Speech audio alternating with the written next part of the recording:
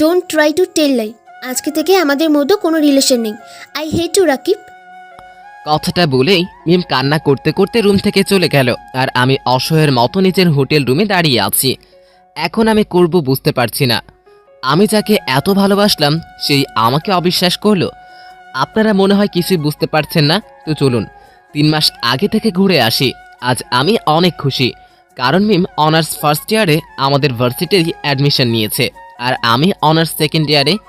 আজকে মিমের কলেজে প্রথম দিন, তাই আজকে আমি তাড়াতাড়ি ভার্সিটিতে পৌঁছে গেছি। আর হ্যাঁ, আমরা সব বন্ধুরা একই ভার্সিটিতে অ্যাডমিশন নিয়েছি।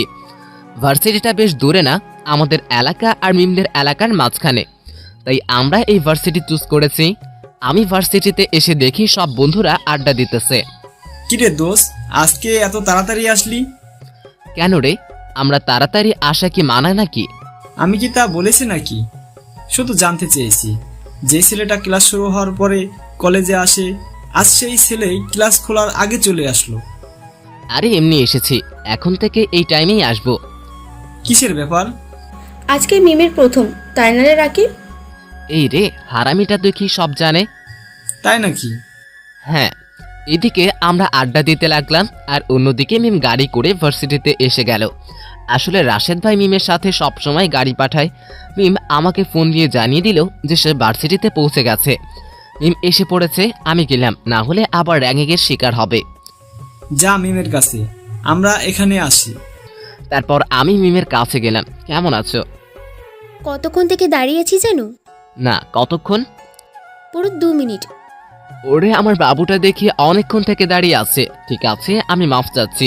এখন চলো, তোমাকে পুরো ক্যাম্পাসটা ঘুরিয়ে দেখাই। চলো। তারপর মিমকে নিয়ে পুরো ভার্সিটি ঘুরে দেখালাম। মিমের বান্ধবীরাও ওই ভার্সিটিতে ভর্তি হয়েছে। আজকে মিমের প্রথম ক্লাস, তাই বেশিক্ষণ হলো না। আর আমিও মিমের সাথে আড্ডা দিতে লাগলাম। আমার বন্ধুরা আর মিমের বন্ধুরাও এসে আড্ডায় যোগ দিল। এইভাবে সারাটা দিন চলে গেল। সব বন্ধুরা চলে গেল যার যার বাড়িতে। মিম ভার্সিটি ছুটি হয়েছে, চলো আমাদের যেতে হবে। আর একটু থাকি না? না না, পরে রাশেদ ভাই বকা দিবে। তুমি বারবার ভাইয়ের নাম করে আমাকে মানিয়ে নাও। এখন চলো। আমি মিমকে নিয়ে মিমের গাড়ির কাছে গেলাম। চলো, তোমাকে নামিয়ে দিয়ে আসি। তার কোনো দরকার নেই, আমি বাইক এনেছি। ঠিক আছে, তাহলে যাও। সাবধানে যাও, আর আগামীকাল সঠিক সময়ে আসবে। হুম। তারপর মিম চলে গেল, আর আমি আমার বাইক যেখানে পার্কিং করেছিলাম সেখানে গেলাম। আমি যে বাইকে বসবো অমনি কেউ একজন আমাকে পিছন থেকে জড়িয়ে ধরল। আমি তাকে ছাড়িয়ে পিছনে তাকিয়ে অনেক অবাক হলাম, কারণ আমার পিছনে নেহা দাঁড়িয়ে আছে। এইসব কি Neha? I love you Rakib. Oh Neha, তোমাকে আমি 1000বার বলেছি আই ক্যান্ট লাভ ইউ। আমিও তোমাকে 1000বার বলেছি আই লাভ ইউ। এবার এন্ড ফেরাবার। তোমার মাথায় কি ঢোকে না বিষয়টা যে আমার পক্ষে তোমাকে ভালোবাসা সম্ভব না? কেন সম্ভব না? আমার মধ্যে কিসের কমতি আছে? গত 2 বছর থেকে তোমার পিছু পড়ে আছি, আর তুমি আমাকে পাত্তাই দাও না। আমি তোমার জন্য এই ভার্সিটিতে অ্যাডমিশন নিয়েছি। আমি এই ভার্সিটির সবচেয়ে সুন্দরী মেয়ে, ছোট বড় সবার ক্রাশ আমি, আর তুমি আমাকে পাত্তা দাও না। সৌন্দর্যের সবকিছু না নেহা, তুমি জানো আমি মিমকে ভালোবাসি। আমরা একে অপরকে গত 2 বছর ধরে ভালোবাসি। তাতে কি? তুমি মিমের সাথে ব্রেকআপ করে নাও, আমার সাথে রিলেশনে জড়াও। আমি তোমার সাথে রুম ডেট করতেও রাজি। ওহ শাট আপ নেহা, আমি মিমকে তার শরীরের জন্য ভালোবাসিনি। আমার যদি দেহের প্রতি লোভ থাকতো তাহলে আমার এখন কমপক্ষে 50টার উপরে গার্লফ্রেন্ড থাকতো। আমার দেরি হয়ে যাচ্ছে, সরো আমার রাস্তা থেকে। না, আজকে আমার ভালোবাসা একসেপ্ট না করা পর্যন্ত আমি তোমাকে কোথাও যেতে দেব না। As your wish. কথাটা বলেই আমি বাইক স্টার্ট করলাম, আর নেহা বাইকের সামনে থেকে সরে গেল। আমি বাইক দিয়ে আমার বাড়ির উদ্দেশ্যে রওনা দিলাম, আর নেহা ওখানে ওই জায়গায় দাঁড়িয়ে আছে। তুমি যতই আমাকে দূরে সরিয়ে দাও না কেন, আমি শুধু তোমাকে ভালোবাসি, আর তোমাকেও আমাকে ভালোবাসতে হবে। তুমি জানো না এই নেহা কি কি করতে পারে। আপনাদেরকেও তো নেহার কথা বলাই হয়নি। আমি আর নেহা ক্লাসমেট। নেহা আমাকে ইন্টার ফাইনাল ইয়ার থেকে ভালোবাসে, কিন্তু আমি মিমকে ভালোবাসি। কিন্তু নেহা আমার পিছু পিছু এই ভার্সিটিতে অ্যাডমিশন নিয়েছে। এই মেয়েটা অনেক জেদি, তাই তেমন খারাপ ব্যবহার করি না, আর ভালো ব্যবহারও করি না, যাতে ওর মনে আমাকে নিয়ে আশার সৃষ্টি হয়। নেহা ওর রুম নিয়ে অহংকার করে, তাই আমি ওকে একদম পছন্দ করি না। পরের দিন আমি আর মিম ভার্সিটিতে টিফিন পিরিয়ডে লাঞ্চ করছি। এমন সময় আমার বন্ধু সাব্বির এলো। তাকিব একটু এদিকে আয় তো, তোর সাথে কিছু কথা আছে। মিম, তুমি খাও, আমি আসছি। হুম। আমি সাব্বিরের সাথে একটা নিরিবিলি জায়গায় এলাম। কি হয়েছে, আমাকে এই জায়গায় কেন নিয়ে আসলি? দোস্ত, তোর একটা হেল্প লাগবে। কি হেল্প? কিন্তু এই কথাটা তো তুই নিজে গিয়েও বলতে পারিস। আমার থেকে তোকে ভালো করে চিনে সে, তাই তুই পারবি। ওকে, আমি চেষ্টা করব তোর সমস্যার সমাধান করার। তুই এই কথা কাউকে বলবি না, কাজ শেষ হওয়ার আগে। ঠিক আছে, আমি এখন যাই, মিম অপেক্ষা করছে। যা। আমি মিমের কাছে গিয়ে লাঞ্চ করলাম। এভাবেই আমাদের দিনগুলো কাটতে লাগলো। হঠাৎ প্রিন্সিপাল এসে অ্যানাউন্স করলো যে ভার্সিটি থেকে ট্যুরে নিয়ে যাওয়া হবে কক্সবাজারে। এই ট্যুরে আমি, মিম আর আমাদের সব বন্ধুরা যাবে। সকাল সকাল বাস রওনা দিল। আমাদের গন্তব্য কক্সবাজার। আমি আর মিম একসাথে বসেছি। আমরা বাসে অনেক আনন্দ করলাম, গান নাচ তো রইলই। মিমের জোড়াজুড়িতে আমিও আমার পছন্দের গান গাইলাম। আমাদের এই আনন্দ একজনের সহ্য হচ্ছিল না, সে আর কেউই না, নেহা। দীর্ঘ যাত্রার পর কক্সবাজারে পৌঁছালাম। আমরা এখানে 2 দিন থাকবো। হোটেলে বাস থেকে নামতেই সাব্বির আমাকে টেনে নিরিবিলি জায়গায় নিয়ে গেল। কি হয়েছে, এখানে কেন নিয়ে আসলি? দোস্ত, এই ট্যুরের মধ্যেই কিন্তু কাজটা করতে হবে। চিন্তা করিস না, কাজটা হয়ে যাবে।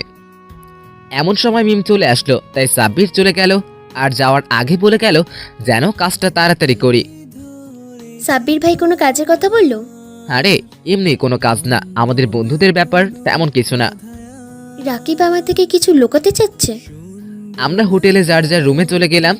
আমার কি ভাগ্য, মিমের রুম আমার রুমের পাশেই পড়েছে। আমরা সবাই ফ্রেশ হয়ে নিলাম, তারপর ডিনার করে ঘুমিয়ে পড়লাম। সকাল সকাল সমুদ্রের কিনারে গেলাম, সবাই মজা করছে। আমিও মিম আর বন্ধুদের সাথে মজা করছি। এমন সময় সাব্বির আসলো আর আমার কানে কানে বলা শুরু করলো, দোস্ত, কিছু একটা কর। ওকে বন্ধুরা, তোরা থাকি, আমি আসছি। আমরা এখানেই আসছি। এখনই আসছি। তারপর আমি হাঁটা শুরু করলাম। মিম এতক্ষণ আমার দিকে তাকিয়েছিল, সে এখন আমার পিছু পিছু যে আসছে তা আমি জানি না। আমি সৈকতের আরো একটু কাছে গিয়ে দেখি সাদিয়া, আমার ক্লাসমেট, আর ওর বান্ধবীরা আড্ডা মারছে। সাদিয়া, একটু এদিকে আয়। কি হয়েছে? আমার সাথে আয়, তোর সাথে কিছু কথা আছে। কি কথা? আরে চল তো আগে। আমি সাদিয়াকে নিয়ে একটু নিরিবিলি জায়গায় গেলাম। মিম আমার পেছনে একটা গাছের পেছনে লুকিয়েছে। বল, কি হয়েছে? এটা এখন আর সম্ভব না। একবার যখন সিদ্ধান্ত নিয়েছি তখন আর পাল্টাবো না। সরি দোস্ত, তোর কথা মানতে পারলাম না। এখন যাই রে।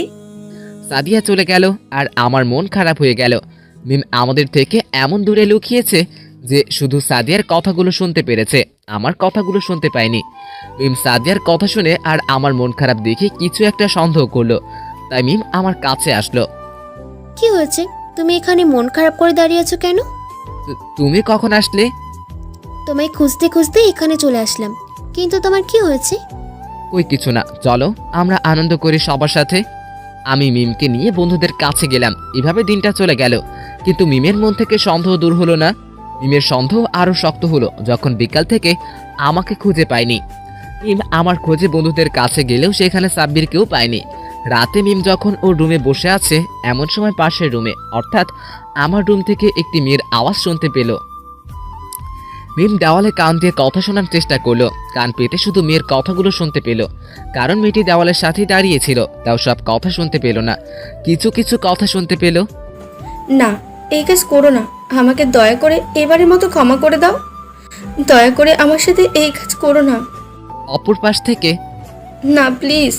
কথাটা বলেই কাঁদতে লাগলো। মেয়েটি দরজা খুলে দৌড়ে চলে গেল। মিম রুমের দরজা খোলার আওয়াজ শুনতে পেয়ে তার রুম থেকে বের হয়ে গেল।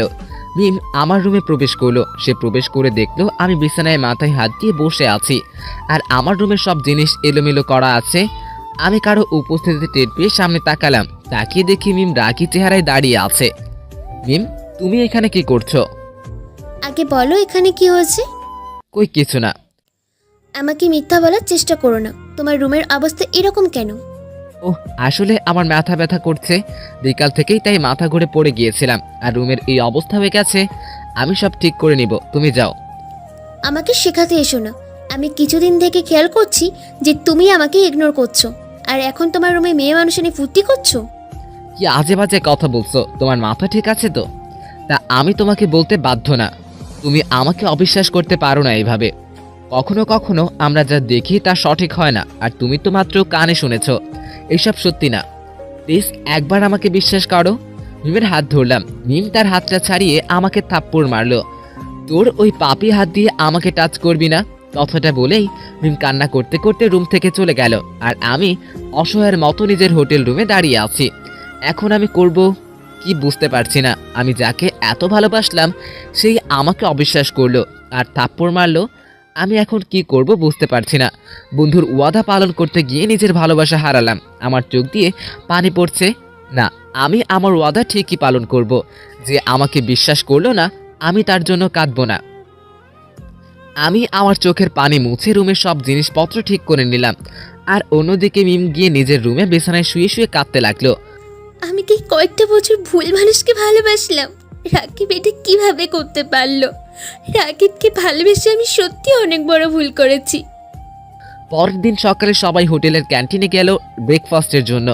মিমও গেল ক্যান্টিনে। মিমের চোখ এখন শুধুই আমাকেই খুঁজছে, কিন্তু আমি তো সেখানে নেই। আমি সমুদ্রের সৈকতের তীরে বসে আছি। আমি এক দৃষ্টিতে সমুদ্রের পানির দিকে তাকিয়ে আছি। সমুদ্র একটু পরপর বড় বড় ঢেউ উঠাচ্ছে। এই ঢেউগুলো যেমন সমুদ্রকে ব্যস্ত করে তুলেছে, ঠিক তেমনি আমার মনের ভিতরটাকে ব্যস্ত করে তুলেছে মিমের গতকালকের কথাগুলো। এমন সময় আমার কাঁধে কেউ হাত রাখলো। আমি পিছনে তাকিয়ে দেখি নেহা দাঁড়িয়ে আছে। তুমি এখানে কি করছো? এই প্রশ্ন তো আমার করা উচিত ছিল। সবাই ক্যান্টিনে ব্রেকফাস্ট করছে আর তুমি এখানে বসে আছো। এমনি আমার ভালো লাগছে না কিছু। তোমার হয়তো কোনো বিষয় নিয়ে মন খারাপ, আমাকে বলতে পারো। তেমন কিছু না নেহা, আমাকে একটু একলা থাকতে দাও। আমাকে ভালোবাসার মানুষ নাই মনে করলে, কিন্তু একজন ভালো বন্ধু মনে করতেই পারো। আর নিজের মনের ফিলিংস একজন বন্ধুকে বললে নিজের কষ্ট কম হয়। তোমাকে আর কি বলবো নেহা, মিম আমাকে ভুল বুঝেছে। মিম আমাকে ভুল বুঝে থাপ্পড় দিল আর বলল আমি নাকি মেয়ে নিয়ে ফুর্তি করি। এ তো মেঘনা চাইতে বৃষ্টি।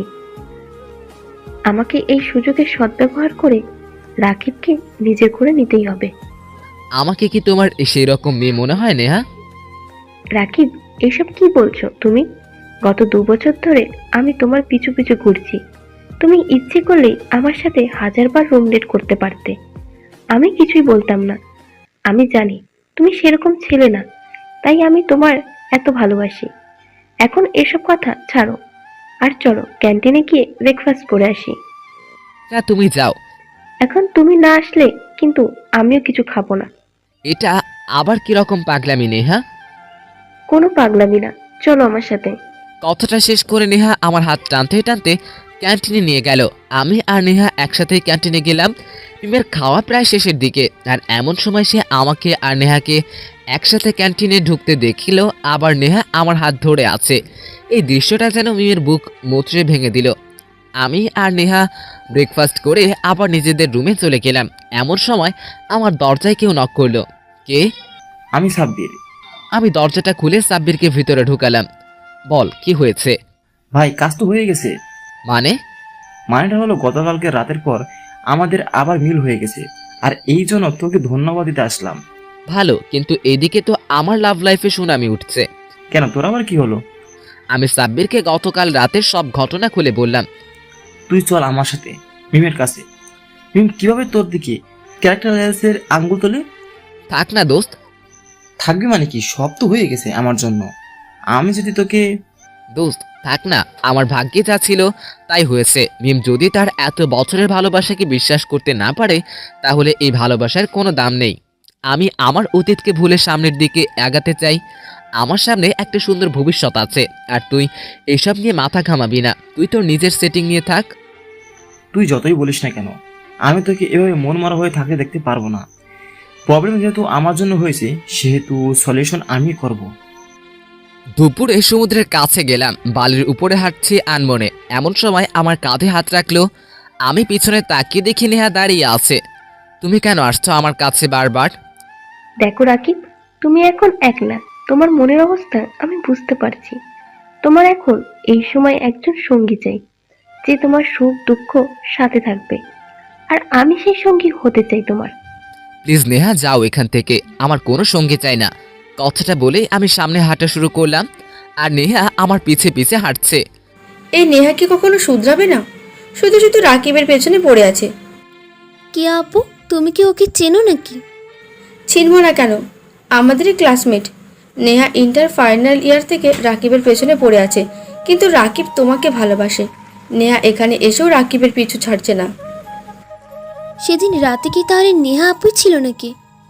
আমি মিমের সামনে দিয়ে গেলাম, তখন মিম আমার দিকে তাকালো, কিন্তু আমি মিমের দিকে না তাকিয়ে সামনের দিকে হাঁটতে লাগলাম, আর নেহা আমার পিছু পিছু আসছে। আমি আমার হোটেল রুমে চলে আসলাম, আর নেহা আমার পিছে পিছে আমার রুমে ঢুকে দরজা আটকে দিল, আর মিম আমাদের পিছু পিছু আসতে আসতে আমার রুমের সামনে এসে দাঁড়ালো। তার মানে আমার সন্দেহটাই ঠিক ছিল তাহলে। আমি ভেবেছিলাম তোমাকে আমি আরও একবার সুযোগ দিব, কিন্তু না। I hate you Rakib, I hate you. কথাটা সে নিজের মনে মনে বলে কাঁদতে কাঁদতে চলে গেল। এ কি নেহা, তুমি আমার রুমে আসলে কেন, আর দরজা কেন আটকালে? রাকিব, আমি জানি তুমি এখন অনেক দুঃখী, তোমার একজন সঙ্গী চাই, আর আমি সেই সঙ্গী হতে চাই। Oh, shut up Neha, get out from my room right now. রাগান্বিত কণ্ঠেই বললাম কথাটা। না না, আমি আজকে তোমাকে নিজের করেই নিব। কথাটা বলে নেহা তার শার্ট আর বোতাম খুলতে লাগলো, আর আমার দিকে আগাতে লাগলো। এই নেহা, কি করছো এসব? আজকে আমি নিজেকে তোমার কাছে সঁপে দিলাম, তোমার যা ইচ্ছে তাই করতে পারো রাকিব। আমি নেহার গালে জোরে একটা থাপ্পড় দিলাম, ঠাস করে। থাপ্পড়টা এতটাই জোরে ছিল যে নেহা ফ্লোরে পড়ে যায়। ব্যথায় নেহার চোখ দিয়ে পানি বেরিয়ে গেল। আমি তোমাকে কতবার বলেছি আমি শুধু মিমকে ভালোবাসি। মিম আমাকে যতই অপমান করুক, আমি শুধু মিমের, কথাটা মনে রাখবে। কথাটা বলেই আমি নেহার হাত ধরে উঠিয়ে আমার রুম থেকে বের করে দিলাম। নেহা কাঁদতে কাঁদতে নিজের রুমে চলে গেল। যাওয়ার সময় মিম নেহাকে দেখতে পায়, নেহার শার্টের বোতাম 3টা খোলা। এ দেখে তার বুকের ভিতরে আবারও মোচড় দিয়ে ওঠে। তাহলে কি আবারও রাকিব নেহা আপুর সাথে জোর করেছে? মিম নিজের রুমে চলে গেল। আমরা রাতে নিজেদের বাড়ির উদ্দেশ্যে রওনা দিলাম। আমি এখন নেহার সাথে না, আমার বন্ধু রাহুলের সাথে বসে আছি। সকাল সকাল পৌঁছে গেলাম। আমি আমার বাসায় চলে গেলাম। সেদিন ভার্সিটি বন্ধ ছিল, সেদিন আমি আমার মোবাইল বন্ধ রাখি। পরের দিন আমি ক্লাসে বসে আছি, কিন্তু আমার ক্লাসে কোনো মন নেই। টিফিন পিরিয়ডে আমি আর আমার বন্ধুরা ক্যান্টিনে বসে খাচ্ছি। কিরে, তোরা মিমের মধ্যে কি কোনো ঝগড়া হয়েছে নাকি? কক্সবাজারেও তোদের একসাথে দেখিনি, আর ভার্সিটিতে আসার পরেও একে অপরকে এড়িয়ে চলছিস। বাদ দে এই বিষয়, আমি ব্যাপারে কিছুই বলতে চাই না। ভার্সিটি ছুটি হওয়ার পর আমি বাইক নিয়ে চলে যাই। মিম যখন তার গাড়িতে উঠবে, ঠিক তখনই মিমকে পিছন থেকে ডাক দিল। মিম পিছনে তাকিয়ে দেখে সাব্বির আর সাদিয়া। আরে সাব্বির ভাইয়া, সাদিয়া আপু যে, কিছু বলবে? তোমার আর রাকিবের মধ্যে কি হয়েছে? ভাইয়া, আমি এই বিষয়ে কিছু বলতে চাই না, অন্য কোনো কথা থাকলে বলো। এই কথাটাই তোমাকে শুনতে হবে। আমি জানি তুমি কিসের জন্য রাকিবের থেকে দূরে সরে গেছো। জানেন যখন, তাহলে আবার কি বলবেন এই বিষয়ে? তুমি যা জানো তা ভুল জানো। মানে? তোমাকে শুরু থেকে বলি, তাহলে সবকিছু বুঝতে পারবে। আসলে আমি আর সাদিয়া একে অপরকে ভালোবাসি গত 6 মাস ধরে, কিন্তু কিছুদিন আগে সাদিয়া আমাকে ভুল বুঝে চলে যায়। আসলে আমি আমার এক্স গপের ব্যাপারে তার কাছ থেকে কিছু লুকাই, তাই সাদিয়া তা জানতে পেরে মনে করে যে আমি তখনও আমার এক্সের সাথে রিলেশন করি। তখন আমি রাকিবের কাছে সাহায্য চাই, কারণ সাদিয়া আর রাকিব ছোটবেলার বন্ধু। কক্সবাজারে রাকিব সাদিয়াকে আমার সম্পর্কে সব সত্যি কথা বলে, আর সাদিয়াকে আমার লাইফে ফিরে আসতে বলে, কিন্তু সাদিয়া তা মানেনি। তাই এতই দুঃখ পেয়েছিলাম যে আমি আমার হাত কেটে সুইসাইড করার চেষ্টা করি। তখন রাকিব আমাকে নিয়ে হাসপাতালে যায়। সেই দিন পুরো বিকাল থেকে সন্ধ্যা রাকিব আমার সাথে ছিল, আর আমাকে বুঝিয়েছে যে আত্মহত্যা করে কিছুই হবে না। তাই আমি সিদ্ধান্ত নেই যে সাদিয়া থেকে দূরে চলে যাব। রাতে রাকিব আমাকে তার রুমে নিয়ে যায়, কারণ সে মনে করেছিল হয়তো রাতে আমি আবারও এরকম কিছু একটা করব। সাদিয়া কোনোভাবে আমার হাত কাটার ব্যাপারটা জেনে যায় আর অনেক অনুতপ্ত হয়। সাদিয়া রাকিবের রুমে এসে আমার কাছে ক্ষমা চায়। প্লিজ সাব্বির, আমি বুঝে গেছি যে তুমি আমাকে সত্যি সত্যি ভালোবাসো। আমাকে দয়া করে ক্ষমা করে দাও। আমি তোমার চেহারা দেখতে চাই না। এই যে মেয়ে তার ভালোবাসাকে অবিশ্বাস করে, তার সাথে আমার কোনো কথা নেই। আমি তোমার থেকে অনেক দূরে চলে যাব। না, এই কাজ করো না। আমাকে এইবারের মতো ক্ষমা করে দাও। সাদিয়া কাঁদতে কাঁদতে আমাকে জড়িয়ে ধরে। কিন্তু আমি তাকে ধাক্কা দিয়ে ফেলে দিই, ফলে রাকিবের রুমের জিনিসপত্র এলোমেলো হয়ে যায়। চলে যাও এখান থেকে। দয়া করে আমার সাথে এই কাজ করো না, আমি তোমাকে ছাড়া বাঁচতে পারবো না। তাহলে মরে যাও, তাও আমার পিছু ছাড়ো। তারপর সাদিয়া কাঁদতে কাঁদতে রাকিবের রুম থেকে চলে যায়। তখন রাকিব আমাকে থাপ্পড় দেয় আর বলে যে আমি ভুল করেছি সাদিয়ার সাথে। আমি এখন তাই করেছি সাদিয়ার সাথে, যা সাদিয়া আমার সাথে করেছিল। আমি আমার ভুল বুঝতে পেরে সাদিয়ার, তখন তুমি রাকিবের ঘরে ঢুকে তাকে ভুল বুঝো, আর আমি রাকিবকে বলেছিলাম, তাই সে তোমাকেও বলেনি। আজ রাকিব বন্ধুত্ব পালন করতে গিয়ে তোমাকে হারালো। সাব্বিরের কথা শুনে মিমের পুরো দুনিয়াটাই উল্টে গেল। আমি কি করলাম? সবকিছু না জেনে শুনে রাকিবকে ভুল বুঝলাম। রাকিব তো এখন আমাকে ক্ষমাও করবে না। মিম কথা বলতে বলতে কেঁদে দিল। মিম, তুমি রাকিবের কাছে গিয়ে ক্ষমা চাও। আমি যতটুকু রাকিবকে চিনি, সে তোমাকে ক্ষমা করে দেবে। আমি এখন রাকিবকে কোথায় পাবো? সে তো নিজের বাঁচার উদ্দেশ্যে রওনা দিয়ে দিয়েছে। আমি এখনই যাব রাকিবের কাছে। যাও, না হলে পরে অনেক দেরি হয়ে যাবে। তখনই মিম তার গাড়ি নিয়ে আমার বাসার উদ্দেশ্যে রওনা দিল। মিম অনবরত কেঁদে চলেছে। তাকে আমি এতটা কষ্ট দিলাম। মিমের চোখ হঠাৎ রাস্তার বিপরীত সাইডে গেল। মিম দেখলো আমি রাস্তার বিপরীত পাশের গ্যারেজে বাইক ঠিক করছি। ড্রাইভার, গাড়িটা থামাও। রাস্তা একটু ক্লিয়ার হয়, মিম রাস্তা পার হওয়ার জন্য দৌড় দেয়। মিম যেই এই রোডে চলে আসলো, ঠিক তখনই বিপরীত পাশ দিয়ে আসা একটি প্রাইভেট গাড়ির সাথে ধাক্কা খায়, আর তার মুখ থেকে রক্তের সাথে একটা আওয়াজ বের হয়, রাকিব। আমি মিমের কম্পিউটারে রাস্তার দিকে তাকাই। আসলে আমার বাইকের টায়ার লিক হয়, আমি গ্যারেজে এসেছি। আমি রাস্তার দিকে তাকিয়ে দেখি কিছু মানুষ রাস্তার মাঝে গোল করে দাঁড়িয়ে আছে। আমি কৌতূহল নিয়ে রাস্তার ভিড় ঠেলে সামনে গেলাম। আমি সেখানে গিয়ে মিমের নিথর দেহ পড়ে থাকতে দেখি। আমি সাথে সাথে মিমের কাছে গিয়ে বসে পড়ি। মিমের এই অবস্থা দেখে কখন যে আমার চোখ থেকে পানি পড়তে শুরু করেছে আমি নিজেও জানি না। এই মিম, তোমার কি হয়েছে? কথা বলছো না কেন? এই মিম দেখো, আমি কিন্তু রাগ করবো এবার, প্লিজ তুমি কথা বলো। কেউ অ্যাম্বুলেন্সকে ফোন করো। অ্যাম্বুলেন্স আসার পর মিমকে আমি হাসপাতালে নিয়ে যাই। মিমের অপারেশন হচ্ছে, আর ইতিমধ্যে রাশেদ ভাই, জান্নাত ভাবি, আম্মু, আব্বু আর আমার আর মিমের ক্লোজ ফ্রেন্ডসরা চলে এসছে হাসপাতালে। আমার পুরো সাদা শার্ট মিমের রক্তে লাল হয়ে গেছে। রাকিব, এটা কিভাবে হলো? ভাইয়া আমি জানি না, হঠাৎ আমি মিমের চিৎকার শুনতে পাই, আর রাস্তায় গিয়ে দেখি মিমের নিথর দেহ রাস্তায় পড়ে আছে। সব দোষ মনে হয় আমার। আমি যদি মিমকে সত্যি না বলতাম, তাহলে সে তার কাছে আসতো না। কি সত্যি কথা বলছো? তারপর সাব্বির সবাইকে সবকিছু খুলে বলল। এমন সময় ডাক্তার উটি থেকে বেরিয়ে এলো। ডাক্তার, আমার মিমের কি খবর? সে ঠিক আছে তো? কথাগুলো জিজ্ঞেস করার সময় আমার কথাগুলো কাঁপছিল। দেখুন, কিছু কিছু কেস আমাদের হাতে বাইরে থাকে, আমরা সে ব্যাপারে কিছু করতে পারি না। ডাক্তারের এমন কথা শুনে সেখানে উপস্থিত সকলের বুক মোচড় দিয়ে উঠল। আপনি কি বলতে চাইছেন, একটু ক্লিয়ার ভাবে বলবেন?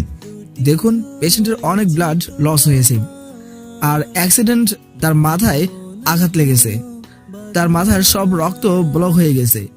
সে এখন বেঁচে থেকেও মরে আছে। আমার মনে হয় পেশেন্ট কমায় চলে গেছে। সে ঠিক কবে হবে তা কেউ জানে না। হয়তো একদিন, এক সপ্তাহ বা এক মাস, এক বছর কিংবা 10 বছর পেশেন্ট জ্ঞান ফিরতে পারে। তবে পেশেন্টের সব কিছু দেখতে পারবে, শুনতে পারবে এবং অনুভব করতে পারবে, কারণ সেইগুলো ব্লক করা হয়নি। হয়তো উপরওয়ালা এটাই ইচ্ছে, হয় না? ডাক্তারের মুখে মিমের অবস্থা শুনে আমি সেখানে ফ্লোরে বসে পড়লাম। কথায় আছে, পুরুষ মানুষ কাঁদে না, কিন্তু আমার ক্ষেত্রে তার ব্যতিক্রম ঘটছে। আমি যেন এক মুহূর্তের জন্য জিন্দা লাশ হয়ে গিয়েছি। আমার চোখ জোড়া দিয়ে অবিরাম পানি পড়ছে।